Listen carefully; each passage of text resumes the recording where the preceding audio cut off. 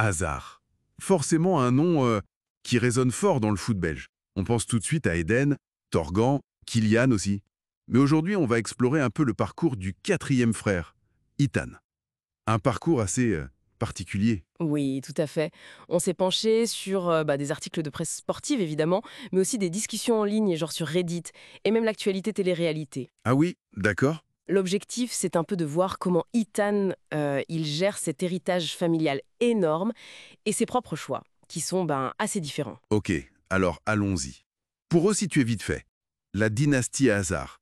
D'abord Eden, la star mondiale, formée à Lille, l'idole de Chelsea, puis ce transfert record au Real. Oui, 115 millions, c'était énorme. Énorme, mais un passage à Madrid plus compliqué, beaucoup de blessures, même s'il a gagné des titres.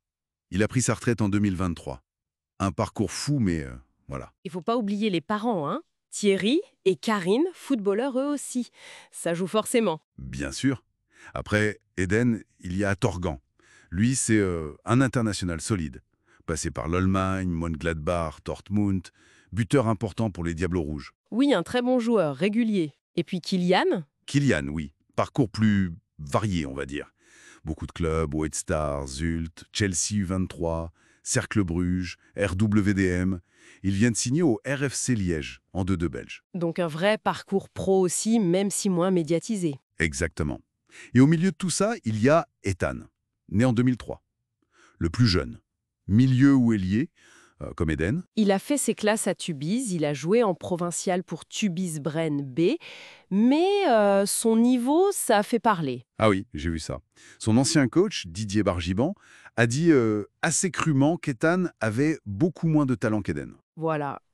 Et apparemment, ça a créé de grosses tensions avec le père, Thierry Hazard, qui aurait mis pas mal de pression. Oula, ça montre déjà la difficulté, quoi. Porter ce nom, Ben oui. Et Bargiban, d'ailleurs, il a démissionné suite à ce différend. C'est pas rien. c'est... ouais, c'est un début compliqué dans l'ombre des frères. Et puis, la grosse surprise, on le retrouve où? Dans Secret Story, en 2025. Eh oui, l'émission de télé-réalité française, carrément un autre monde. C'est le moins qu'on puisse dire. Son secret, c'était quoi déjà? Mon frère est une légende vivante du football. Assez direct. Et ça a tenu longtemps? Pas du tout. Une candidate belge, Pim Prenel, l'a démasqué hyper vite. Ah bon? Comment? Avec des indices, un symbole des Diables Rouges, et elle a demandé à un autre candidat fan de foot de lister les frères Hazard. Hop, c'était trouvé. Malin. Ça a dû faire marrer sur les réseaux sociaux, ça. Ah oui, ça a pas mal commenté la perspicacité de Pim Prenel. Ethan, lui, était plutôt décrit comme discret, sympa même.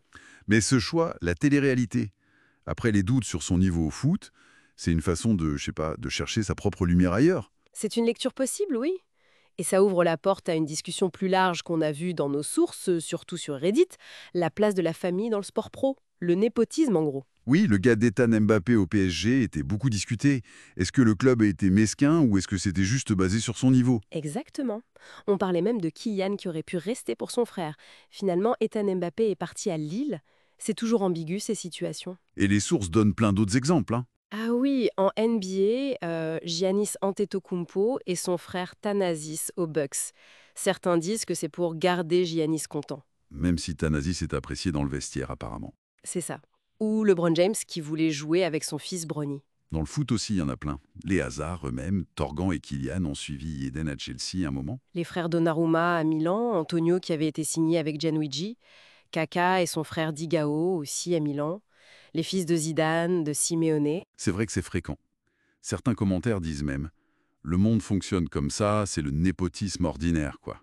Mais d'autres soulignent le risque pour le professionnalisme, les tensions que ça peut créer dans un groupe. Ce qui est intéressant avec Ethan Hazard, c'est qu'il sort un peu de ce schéma classique. Rester dans le foot via la famille, la télé-réalité, c'est vraiment une autre voie. Tout à fait. Son parcours illustre bien cette tension. Le poids du nom, les attentes, le jugement sur le talent, et puis la recherche d'une identité propre. Il navigue entre l'ombre immense d'Éden et le regard public, que ce soit sur un terrain ou un plateau télé. Donc au final, on voit un jeune homme qui essaye de tracer son chemin, peut-être loin des lignes du terrain de foot familial. Le nom Hazard, ça ouvre des portes, c'est sûr, mais ça a l'air d'être aussi un sacré défi. Exactement. Et ça pose peut-être une question plus générale. Pourquoi est-ce qu'on est si fasciné par les frères et sœurs de stars? Qu'est-ce que ça dit de notre rapport à la célébrité, au talent, à la famille? Bonne question. à méditer.